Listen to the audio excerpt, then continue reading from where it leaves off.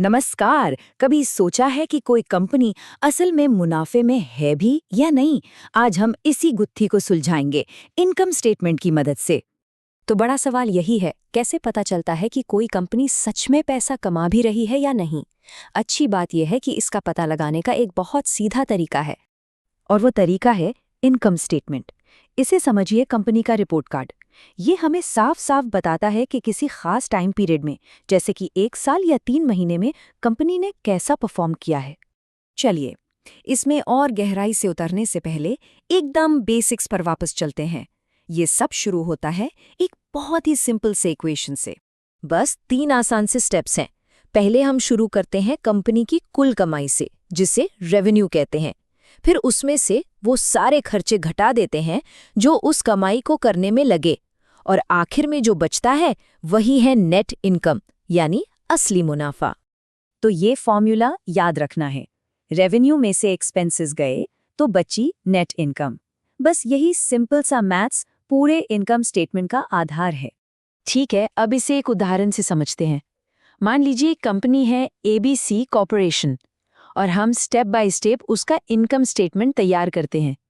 देखते हैं कि उनके हर $1 का सफ़र कैसा होता है। सब कुछ यहाँ से शुरू होता है।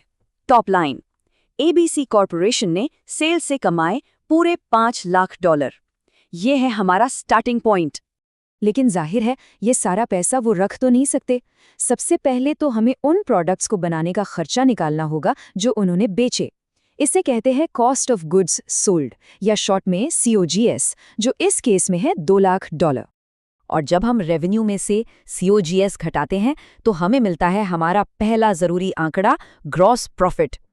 ABC कॉर्पोरेशन के लिए ये हुआ पूरे $3 लाख। ग्रॉस प्रॉफिट इतना जरूरी क्यों है? क्योंकि ये हमें बताता है कि कंपनी अपने मेन प्रोडक्ट्स को बनाने और बेचने में कितनी एफिशिएंट है। हाँ, ये पूरी कहानी तो नहीं है, लेकिन प्रॉफिटेबिलिटी का एक बहुत जरूरी पहला इंडिकेटर जरूर है। अगला कदम, ऑपरेटिंग एक्सपेंसेस। ये वो खर्चे हैं जो बिजनेस को चलाने के लिए जरूरी हैं, जैसे किराया, सैलरी और यहाँ तक कि मशीनों की घिसावट का खर्चा भी, जिसे डेप्रिसिएशन कहते हैं। ABC कॉर्पोरेशन के लिए ये सब मिलाकर हुए $90,000। तो ग्रॉस प्रॉफिट में से इन ऑपरेटिंग खर्चों को निकालने के बाद हम पहुंचते हैं ऑपरेटिंग इनकम पर, जो है $2,10,000। अब ये आंकड़ा ये बहुत काम का है। ऑपरेटिंग इनकम से पता चलता है कि कंपनी का जो मेन बिजनेस है वो कितना हेल्दी है। मतलब इससे पहले कि हम कोई दूसरी कमाई या टैक्स जैसी चीजों को इसमें शामिल करें। अच्छा, अब कभी-कभी कंपनियां अपने मेन बिजनेस के अलावा भी पैसा कमाती हैं। जैसे ABC कॉर्पोरेशन ने अपने इन्वेस्टमेंट से $5,000 का ब्याज कमाया, तो चलिए उसे भी इसमें वापस जोड़ देते हैं। इसे जोड़ने के बाद हम पहुंच गए इनकम बिफोर टैक्स पर, जो है $2,15,000। अब हम फाइनल आंकड़े के बहुत करीब हैं। और अब आती है आखिरी कटौती, जो जिंदगी में तय ही है, टैक्सेस। ABC कॉर्पोरेशन को $15,000 का इनकम टैक्स देना पड़ा। और आखिरकार हम पहुंच गए। सारे खर्चे और टैक्स चुकाने के बाद ABC कॉर्पोरेशन के पास बचे $2 लाख की नेट इनकम। यही है वो बॉटम लाइन, वो फिगर जो असल में मैटर करता है।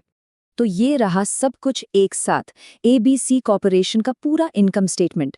देखिए कैसे हमने $5 लाख के रेवेन्यू से शुरुआत की थी और सारी जरूरी कटौतियों के बाद $2 लाख के नेट इनकम तक पहुंचे हैं। लेकिन रुकिए, कहानी यहाँ खत्म नहीं होती। इनकम स्टेटमेंट तो फाइनेंशियल पजल का सिर्फ एक हिस्सा है। चलिए अब देखते हैं कि ये बाकी चीजों से कैसे जुड़ता है। सबसे बड़ा फर्क है टाइमिंग का। देखिए, इनकम स्टेटमेंट एक पूरे टाइम पीरियड की परफॉर्मेंस दिखाता है, जैसे 1 साल की।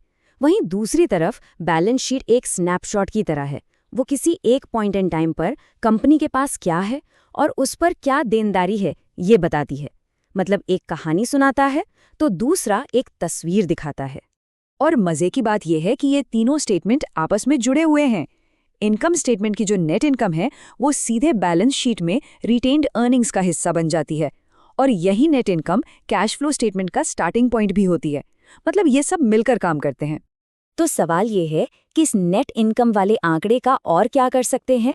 असल में ये इन्वेस्टर्स के लिए एक और बहुत ही पावरफुल मीट्रिक को अनलॉक करता है, और ये है अर्निंग्स पर शेयर यानी ईपीएस। इसका हिसाब लगाना बड़ा आसान है। बस नेट इनकम को कंपनी के कुल शेयर्स की संख्या से डिवाइड कर दीजिए।